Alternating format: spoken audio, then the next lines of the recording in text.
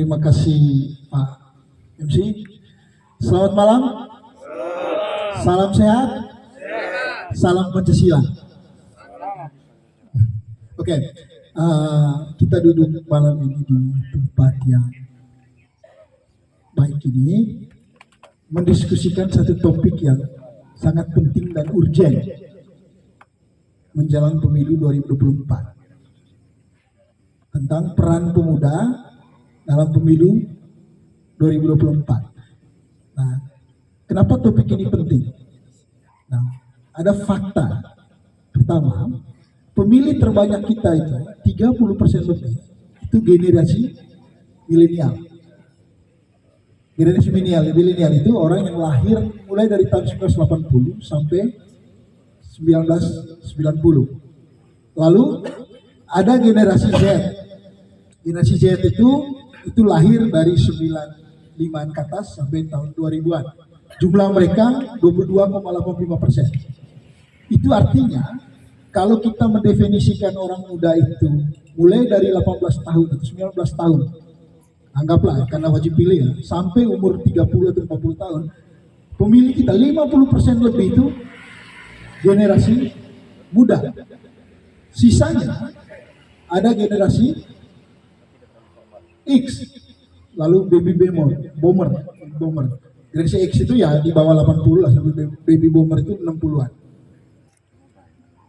Dengan kata lain, kita mau katakan bahwa sebenarnya arah masa depan Indonesia mulai dari Manggarai Barat ini sampai Jakarta itu sangat ditentukan oleh generasi muda ini. Nah, dan pada malam hari ini di hadapan teman-teman semua ini ada 4 pembicara yang saya kira semuanya ini praktisi ya, tidak ada akademisi di antara mereka. Mereka sangat paham tentang bagaimana orang muda ini harus berperan. Dan mungkin berapa saja yang dari generasi X ya, banyak milenial dan tidak ada Z di sini di antara keempat pembicara ini. Mungkin kita mulai dari Om Paskalis dulu. Nah, kenapa mulai dari beliau? Beliau ini saya membaca track recordnya, beliau ini udah malang melintang dalam proses politik ini. Mulai dari DPD pusat bahkan sekarang untuk mencalonkan diri untuk legislatif tingkat kabupaten. Tentu beliau sering berhadapan dengan isu-isu ini. Nah, kepada Om Paskalis, waktu dan tempat saya silakan. Baik, Assalamualaikum warahmatullahi wabarakatuh. Salam sejahtera bagi kita semua. Adik-adik yang saya kasihi, coba untuk mulu ibu saya kosong depan daripada musik. Saya dulu termasuk orang yang suka duduk belakang karena cukup pada kacau. Jadi saya waktu muda dulu, jujur aku pilih tempat musik karena pada kacau musik. Waktu sekolah dulu saya duduk di belakang, saya ongkal dulu. Karena malakal. Baik, saya kerabau karena mungkin saya buru-buru ada agenda lain. Pertama saya mungkin perkenalkan dulu, saya dari Mongol ya, tapi asli sudah dari Kilor. Kemudian sadar ini saya tinggal di Jakarta, saya ke sana 87. Datang ke sini sekarang karena mau ikut ini pesta demokrasi. Jadi saya coba calon di dari PDIP untuk dapil 3 nomor 9, dan kalau samping saya ini Pak Dewan, tentu kalian tahu semua. Baik, saya langsung saja. Topik ini menarik buat saya, dan tentu adik-adik datang ini dengan semangat itu bahwa kaum muda ingin memberikan kontribusi dalam pesta demokrasi. Dan kita langsung ke fakta saja.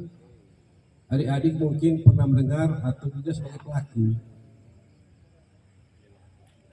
terkait pesta demokrasi yang sudah terjadi selama ini. Apakah menurut adik-adik berkualitas apa tidak? Ini pertanyaannya. Problem yang sering muncul itu adalah banyak kecurangan yang dilakukan dan tidak ada yang membicarakan itu.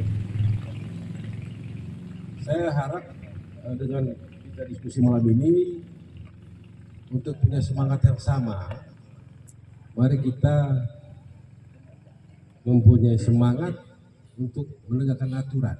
Bukan karena saya sekarang profesi sebagai advokat, tapi minimal kecurangan itu muncul karena di antara kita tidak mempelajari aturan main pemilu itu.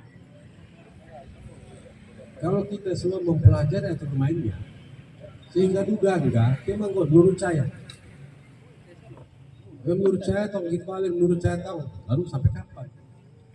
Tapi kalau kita mengatakan menurut aturan, sehingga tidak lagi diskusi di situ.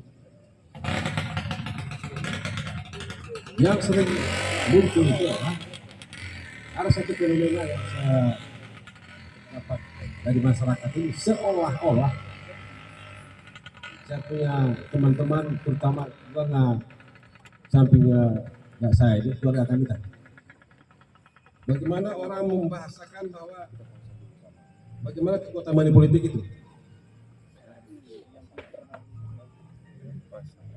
Saya tidak tahu, kita semua sama pengertian money politik dan tentu bisa dibedakan dengan cost politik.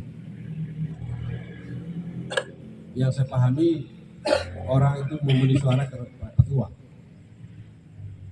Saya kira di sini peran anak muda sekarang untuk memberi pencerahan kepada Asiko Nebeo. Pengalaman saya selama ini adalah pertanyaan saya begini.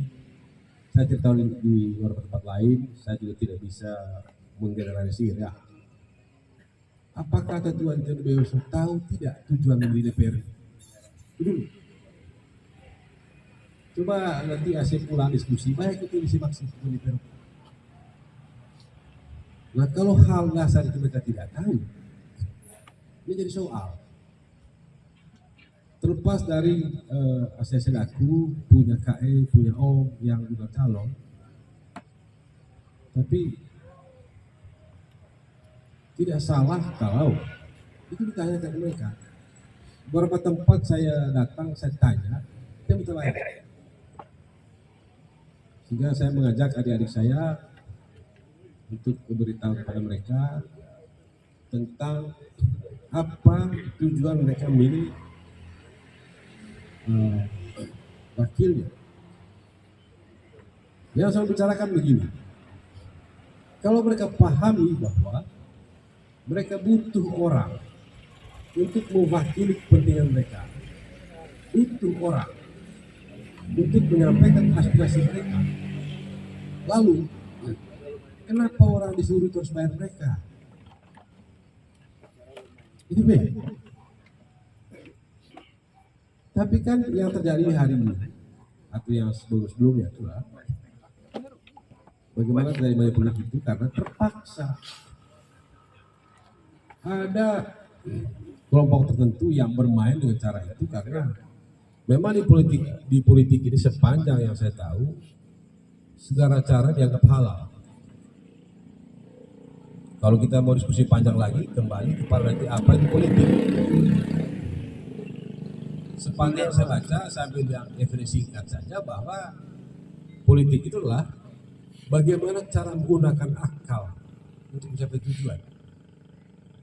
Di antara kita selalu lakukan itu. Nah, tapi dalam konteks pemilu itu, setiap peserta lakukan hal itu sampai kepada hal yang curang pun dilakukan. Itu tadi karena bagaimana mencapai tujuan tadi. Nah, kalau kita, adik-adik saya, tidak berdiri tegak untuk menegakkan aturan, sulit untuk bermimpi merubah. Lalu kemudian tentu nanti berikutnya adalah bicara kualitas. Adik-adik saya jangan bermimpi dari nanti dari dewan kalau patokannya soal uang tadi. Maka berikutnya akses pulang itu teh kan terus saya teh. Sementara yang diharapkan nanti adalah oleh adik-adik saya, oleh masyarakat adalah anggota dewan yang berkualitas. Yang kemudian dia berjuang tidak mementingkan diri sendirinya. Karena semua sistem ini udah hilirnya udah kacau. Tapi belum terlambat untuk kita bersama-sama perbaiki itu. Yang paling mudah menurut saya ketika nanti hari-hari pulang dan kalau memang berniat mau menjadi berdiri di garda terdepan itu menegakkan aturan, mulailah sekarang sedapat mungkin beri pencerahan kepada ACKE Ndema tentang apa sih tujuan mereka memilih DPR, kemudian aturannya apa. Dan minta maaf kalau di antara adik-adik saya yang hadir sarjana, saya kira bacalah aturan itu sehingga kita dasarnya memberikan pencerahan berdasarkan aturan, bukan berdasarkan pendapat. Mereka juga tercerahkan sehingga nanti ketika ada problem argumennya jelas. Kemudian di sistem pemilu itu memang namanya aturan dibuat oleh manusia tidak akan sempurna. Banyak orang, ada celah-celah di sana yang orang bisa terobos untuk kepentingan sesaat tadi. Tetapi kalau kita akan diskusi itu, waktu tidak akan cukup. Tapi kita terima kenyataan saja, minimal sengketa ITO bisa menjadi obor di tengah kegelapan. Walaupun cahaya yang dimunculkan kecil, tapi masih bermakna. Ketimbang duduk bersama dalam kegelapan itu, monggo maksud itu kebedaan gue pada sekolah kerang betul.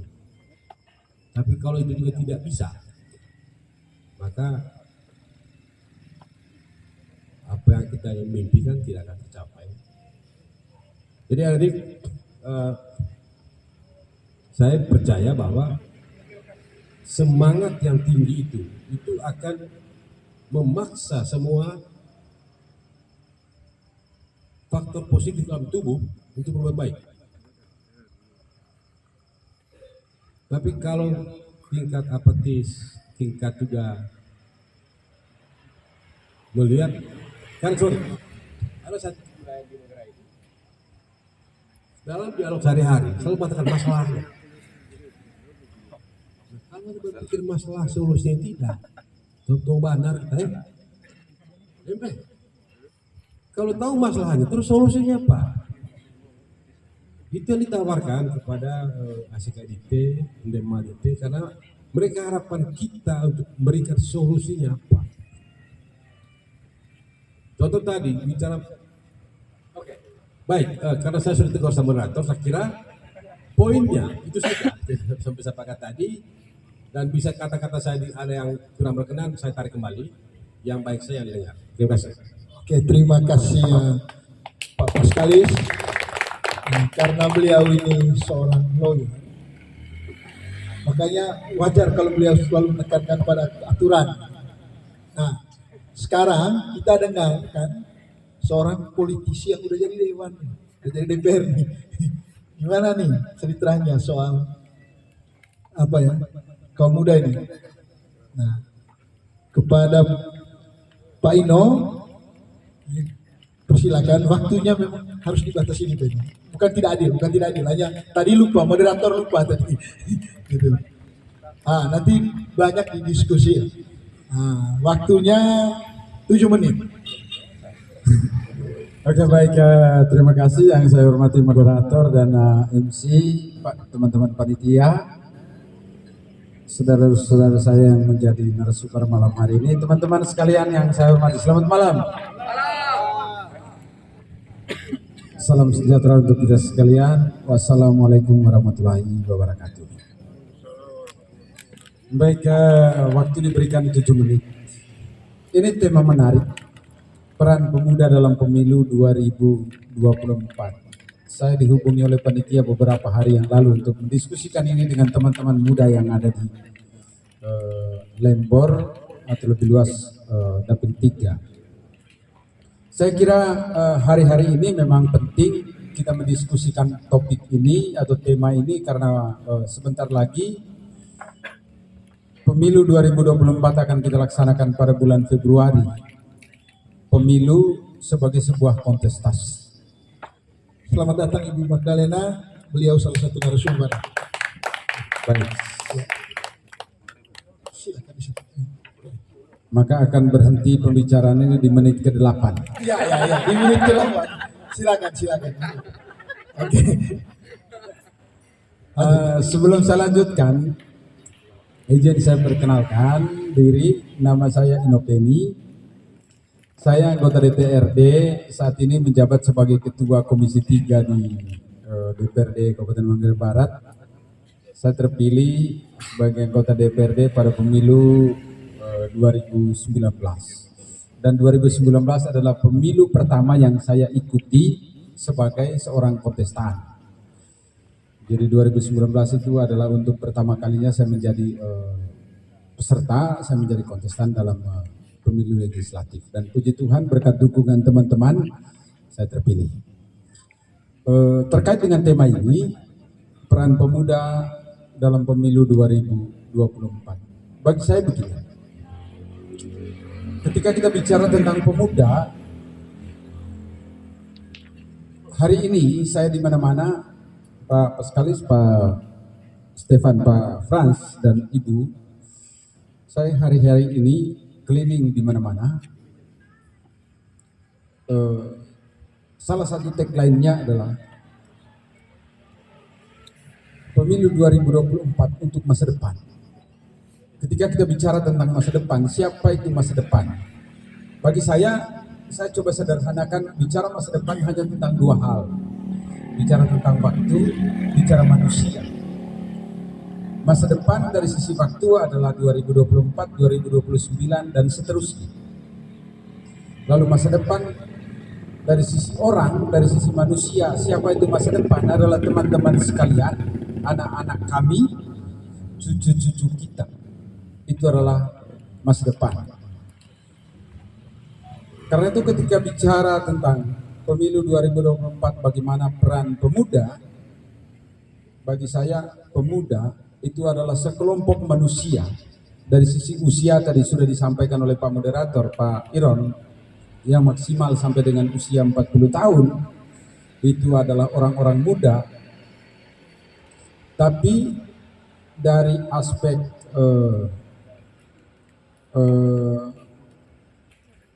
pandangan, sikap, dan sebagainya, orang muda itu cenderung disebut sebagai orang-orang yang punya idealisme.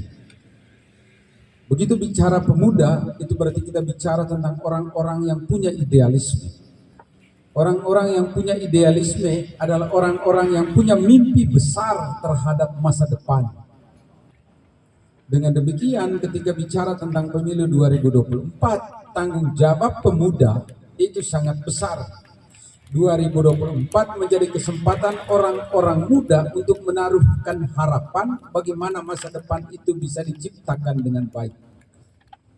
Orang-orang muda itu adalah orang-orang yang punya idealisme, dan diyakini orang-orang muda itu adalah orang-orang yang punya komitmennya besar biasanya.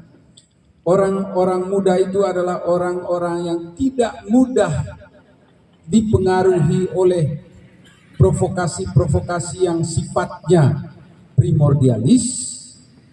Orang-orang muda adalah orang-orang yang tidak mudah dipengaruhi oleh politik pragmatis seperti yang sudah digambarkan oleh Pak Paskalis.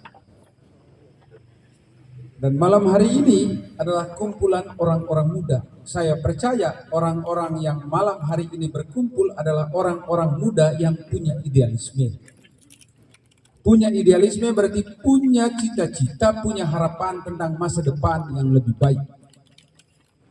Di kalangan orang muda, bicara tentang pemimpin yang dihasilkan oleh sebuah kontestasi demokrasi, 2024 itu adalah sebuah kontestasi, kontes. Bukan pertandingan, tapi sebuah kontes. Kontes kontes itu artinya semua orang yang ingin memperlihatkan diri sebagai calon pemimpin harus maju di 2024. Dalam begitu banyak teori mengatakan bahwa calon pemimpin itu harus memperlihatkan diri sebagai orang yang punya kompetensi. Kompetensi, kalau kita bicara teori sederhana Pak Iron, kompetensi itu hanya indikatornya cuma 3, bicara knowledge, skill, attitude.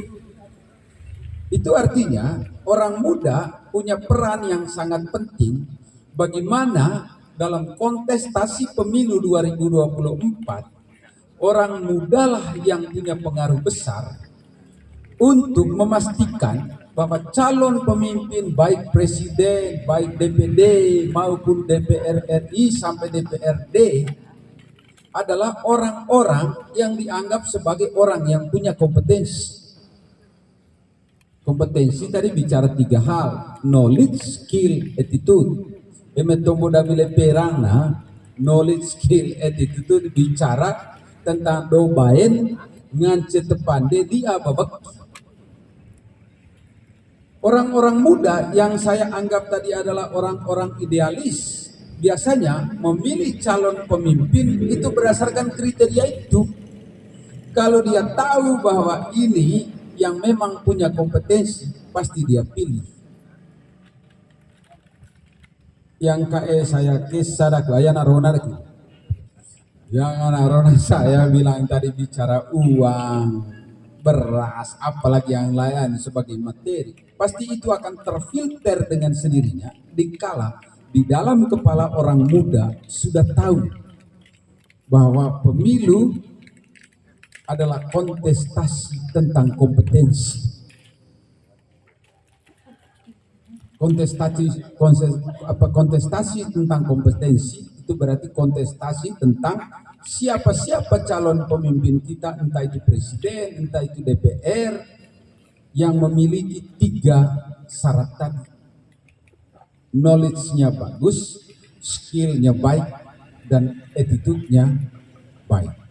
Karena itu pertemuan malam hari ini menurut saya Pak Iron sebagai moderator sangat baik untuk mulai kita mendiskusikan hal-hal seperti ini waktu-waktu ke depan, sehingga semakin banyak orang termasuk masyarakat kita di kampung-kampung untuk menjadikan kompetensi itu sebagai syarat utama dalam kontestasi.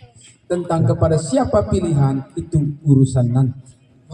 Saya kira baik, saya kira itu yang penting untuk saya sampaikan pada malam hari ini. Sekali lagi terima kasih banyak untuk kesediaan kita semua hadir pada malam hari ini. Saya kembalikan. Terima kasih. Terima kasih. Tepuk tangan buat Pak Inom. Nah, kalau tadi itu kan pembicaraan generasi X semua. Nah, sekarang kita mau dengar pembicaraan dari generasi Z. Gitu.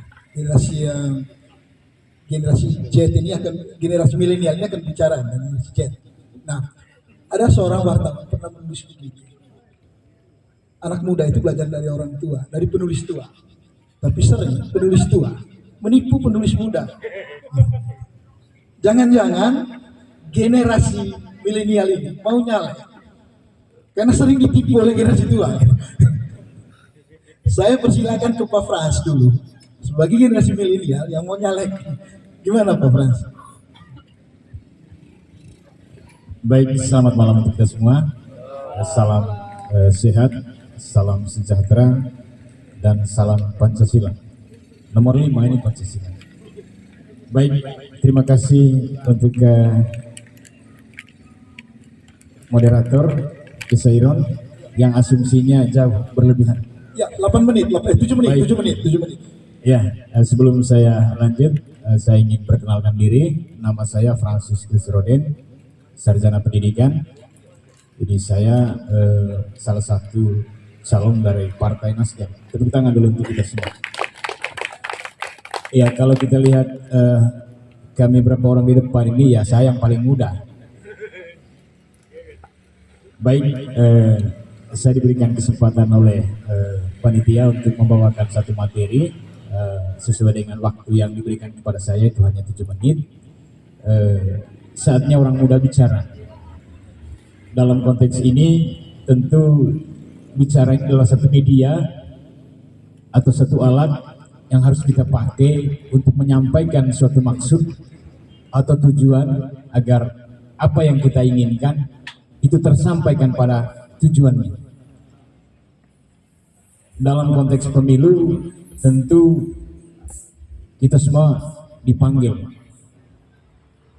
untuk bersama-sama menyuarakan tentang pentingnya peran pemuda, terutama dalam hal proses pengawalan pelaksanaan pemilu itu sendiri. Dalam konteks kita sebagai pemuda, bagaimana caranya agar apa yang menjadi niat, apa yang menjadi tujuan atau maksud dari pemilu itu dipahami, baik oleh kita sendiri juga oleh pemilih tentunya. Di era kemajuan teknologi sekarang yang menjadi ruang yang sangat bebas, baik melalui media Facebook, WhatsApp, TikTok dan lain sebagainya, saya rasa kita bisa bebas mengambil bagian untuk kita sampaikan niat kita dalam konteks menyadarkan keluarga ataupun masyarakat agar dalam pemilu ini betul-betul melihat calon pemimpin yang mempunyai kemampuan tentunya, yang bisa menjembatani kepentingan kita, yang bisa menjembatani kepentingan kelompok, yang tentunya harus berdasarkan hasil identifikasi. Kira-kira apa persoalan yang kita alami selama ini yang mungkin belum diselesaikan oleh para pemimpin-pemimpin kita sebelumnya. Sehingga melalui media ini kita bisa sampaikan. Saya secara pribadi punya pengalaman kenapa kemudian saat ini saya terpanggil untuk maju sebagai salah satu calon DPR. Pada pemilu 2014, saya termasuk orang yang berani melakukan demonstrasi karena saya lihat ada temuan soal pelanggaran pemilu itu di Lembur Selatan sampai di KPU. Juga 2019 saya terlibat menyuarakan tentang kejanggalan-kejanggalan yang terjadi pada proses pemilu. Artinya kita harus berani sebagai orang muda. Satu hal yang saya ingat bahwa pesan Presiden pendiri bangsa kita ini, Insinyur Soekarno, itu berikan saya 10 pemuda maka saya akan goncangkan dunia ini. Saya rasa pesan ini yang harus kita tanam betul dalam diri kita sebagai orang muda saat ini. Jadi kita tidak hanya memperjuangkan kemerdekaan. Jadi kalau 1928 pemuda bangsa ini bersatu untuk mengambil Sumpah Pemuda, maka saat ini kita tinggal mengisi sesungguhnya. Tinggal kita mengisi kemerdekaan ini dengan melibatkan diri dalam proses pemilu ini. Agar pemilu ini betul-betul berjalan dalam koridor atau tujuannya yaitu luber itu, langsung, umum, bebas dan rahasia. Sehingga harapannya bahwa kita orang muda menjadi garda terdepan. Soal media tentunya saat ini ya kita tahu ya beberapa bulan yang lalu viral soal kebebasan orang menyampaikan hal itu di media pers. Yang penting santun saja. Artinya tidak boleh ada hal yang menimbulkan persoalan dari apa yang kita sampaikan lewat media-media sosial tersebut. Sehingga saat ini saya secara pribadi kemudian mengambil moto saatnya yang muda berdiri untuk dilihat, bicara untuk didengar. Sehingga harapannya bahwa kita semua yang ada di dalam lingkaran diskusi ini punya niat yang sama, mengambil bagian, mengambil peran untuk kita sama-sama mengawal proses pemilu ini agar pemilu ini betul-betul sesuai dengan harapan kita semua tentunya, sesuai dengan harapan masyarakat yang selama ini niat dan cita-citanya itu belum terwujud. Ya karena waktu terbatas, nanti kita akan kembangkan pembicaraan ini dalam diskusi tentunya, dan atas kesempatan yang diberikan oleh moderator, saya ucapkan terima kasih dan saya kembalikan. Oke, terima kasih Pak Frans. Beliau mengingatkan kita tentang pesan Soekarno. Juga saya harus mengingatkan juga, jadi peran orang muda ini untuk 2024 tentu bukan caleg lagi ya, sudah selesai itu. Mendaftarkan diri dari caleg sudah selesai gitu. Jadi jangan sampai ada nih, saya mau caleg lagi, jangan sampai udah tutup gitu. Nah,